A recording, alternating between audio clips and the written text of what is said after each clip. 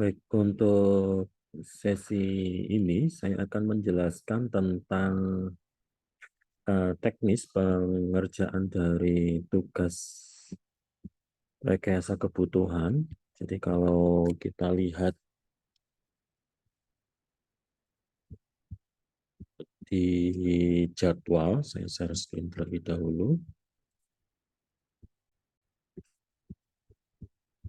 Kalau kita lihat di jadwal, kita sudah masuk ke minggu kelima, tanggal 27 Maret sampai 1 April. Nah, ini adalah waktu kita untuk mencoba materi yang sudah kita pelajari selama ini untuk bisa kita implementasikan ke dalam sebuah proyek rekayasa kebutuhan. Untuk sesi yang pertama ini, untuk proyek yang pertama ini, kita akan masih menggunakan beberapa teknik konvensional untuk digunakan menggali kebutuhan perangkat lunak. Untuk case study project pertama ini adalah tentang flight book system. Jadi kalian nanti akan mengerjakan tentang flight book system untuk kemudian kalian implementasikan ke dalam sebuah desain perangkat lunak. Waktu pengerjaannya mulai tanggal 27 Maret sampai 8 April. Kalau kita lihat, berarti total itu waktu pengerjaannya adalah 2 minggu. Untuk mempermudah, saya sudah mencoba membuat template untuk proses elisitasi ini. Yang pertama adalah kalian nanti bisa mengunduh template elisitasi kebutuhan. Di sini ada beberapa aktivitas yang perlu kalian perhatikan. Yang pertama adalah identify stakeholder, define the scope, choose elicitation technique, user story, conceptual model diagram, mock-up, kemudian define acceptance criteria. Total durasi rata-rata untuk mengerjakan tugas ini itu kurang lebih sekitar 2 minggu. Tetapi juga ada yang mengerjakan lebih cepat, kurang lebih sekitar 1 minggu itu sudah selesai. 1 minggu itu dalam artian adalah kita jumlah SKS-nya adalah 4, kemudian waktu pertemuan setiap SKS itu adalah 170 menit, kemudian ada 2 kali pertemuan, jadi ada 2 minggu, maka total adalah 1.360 menit. Jadi nanti kalian silakan melihat template dokumen untuk realisasi kebutuhan ini. Kemudian ada beberapa catatan yang perlu kalian perhatikan. Yang pertama adalah semua kegiatan itu harus didokumentasikan. Yang pertama adalah bentuk audio dan video. Kemudian wajah autor dan responden itu harus tampak jelas.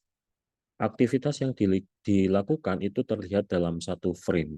Jadi kalau kalian merekam pakai handphone, berarti pastikan aktivitas kalian itu terekam dalam satu layar handphone tersebut.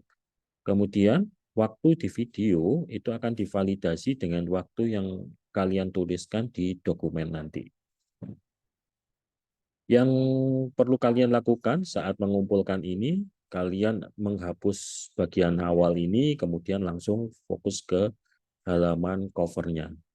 Yang pertama, kalian definisikan dulu nama sistemnya apa, deskripsinya apa, penulisnya siapa, nama, NIM, dan kelas kalian, kemudian durasi pengerjaannya. Durasi pengerjaan ini nanti juga ada pada setiap bagian-bagian di kolom-kolom ini. Yang pertama adalah identify stakeholder. Sudah jelas, di sini sudah ada identifikasinya, sudah ada keterangannya. Kemudian define the scope, choose elicitation technique, user story, conceptual model diagram, mock-up, define acceptance kriteria, kemudian lampiran dokumen pengerjaan. Di samping dokumen template, saya juga melampirkan untuk dokumen contoh elisitasi. Jadi ini adalah sistem Flightbook 4. namanya adalah Flagbook 4, deskripsinya seperti yang kalian lihat di depan layar kaca kalian, kemudian autornya ini, kemudian ini waktu yang digunakan untuk mengerjakan. Masing-masing di sini sudah ada penjelasannya, contoh daftar stakeholder ada pelanggan, maskapai penerbangan, dan regulator. Kemudian di define scope ada identifikasi ruang lingkup, ini ada ruang lingkup dari proyek, itu nanti apa saja. Ini sudah ada contohnya. Nah, nanti kalian silakan membuat dengan versi kalian sendiri, sesuai dengan kebutuhan di stakeholder. Jadi kalau stakeholder saya ada pelanggan, maskapai penerbangan, sama regulator. Kemudian memilih teknik elisitasi, di sini masing-masing saya jelaskan untuk stakeholdernya, pelanggan. Yang saya gunakan teknik elisitasinya ada wawancara, observasi, sama kuesioner. Kemudian kalau maskapai ada observasi, kemudian ada dokumen analisis, kemudian ada kalau di regulator ada dokumen analisis.